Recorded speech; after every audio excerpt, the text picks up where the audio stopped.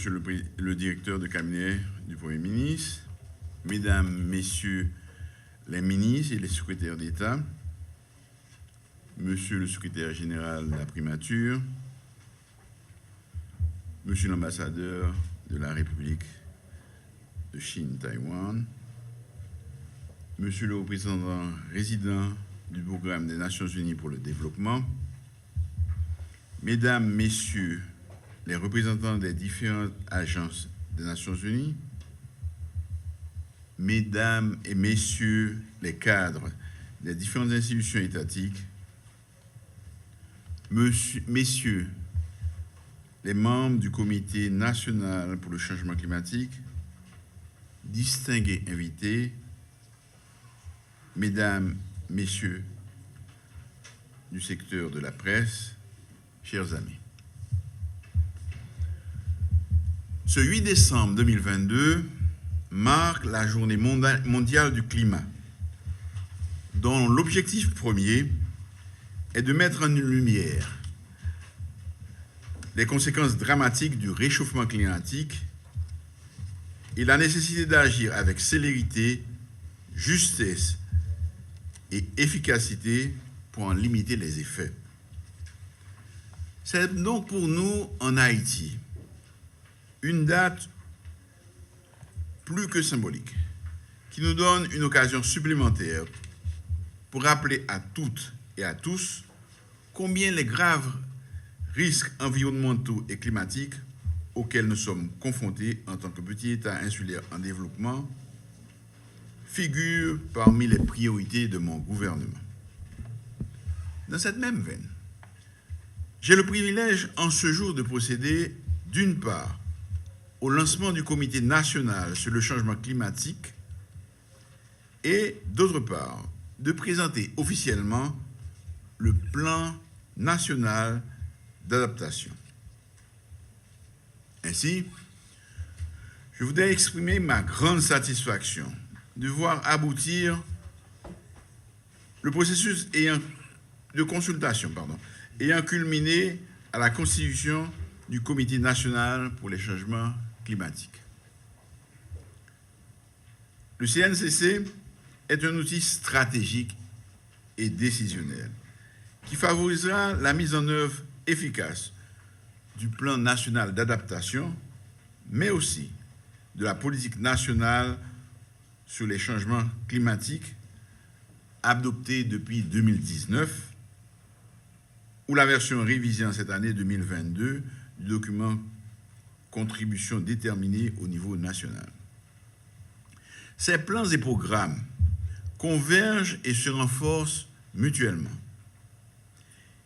Ils permettent aussi d'inscrire Haïti dans la décennie des Nations Unies pour la restauration des écosystèmes.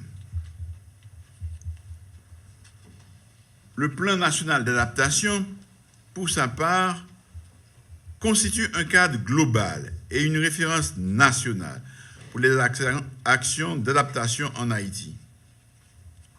Il est le fruit d'un processus inclusif et participatif, matérialisé par le truchement de consultations de différentes catégories d'acteurs clés à l'échelle des 10 départements du pays et guidé par les connaissances actualisées sur le phénomène des changements climatiques et ses conséquences sur le pays. Le plan national d'adaptation se veut être un cadre global à moyen et long terme sur les 10 prochaines années et couvre prioritairement les secteurs de l'agriculture, de la santé, des infrastructures et des ressources en eau.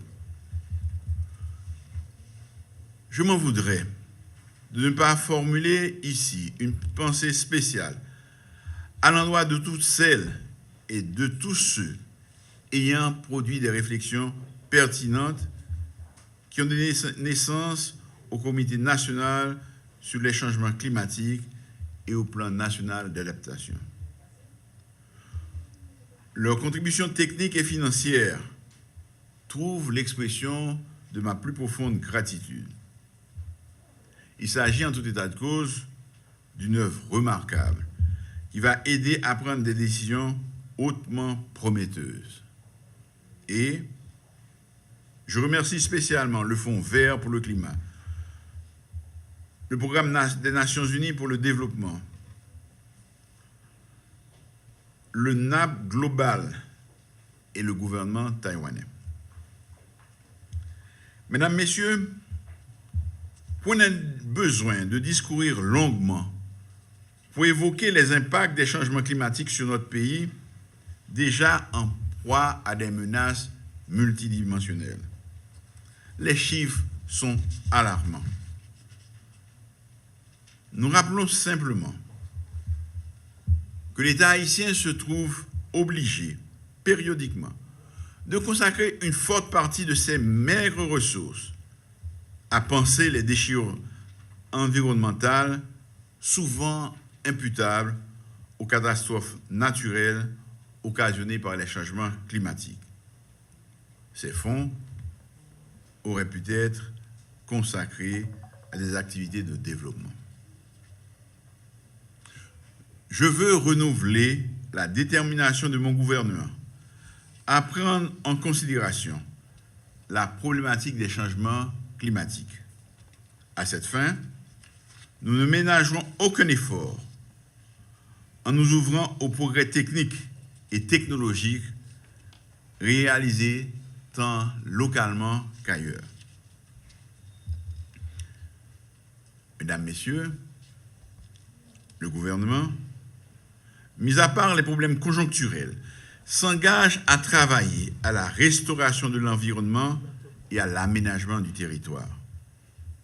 Nous voulons par cette démarche jeter les bases d'une société viable et durable, suivant une vision allant de la montagne à la mer, qui priorise, entre autres, la réduction de la vulnérabilité et de la fracture environnementale aggravée par le changement climatique. Tout ceci à partir d'une gouvernance environnementale pragmatique et cohérente. Nous devons également, à travers les mesures que nous adapterons, les actions que nous poserons, contribuer à l'inversion du processus de dégradation environnementale jumelé à la menace réelle des changements climatiques. Le pays a l'obligation de s'orienter vers une croissance durable et une amélioration progressive du cadre de vie de la grande famille haïtienne. Je réitère donc ici mon engagement à poursuivre le dialogue social et politique avec tous les secteurs, indistinctement, à accélérer les réformes entamées dans l'administration publique et à œuvrer sans relâche pour le rétablissement et le renforcement des institutions régaliennes et démocratiques. Comme je n'ai jamais cessé de le répéter, créer les conditions favorables à une gouvernance apaisée et inclusive n'est pas une option. C'est un impératif moral et patriotique.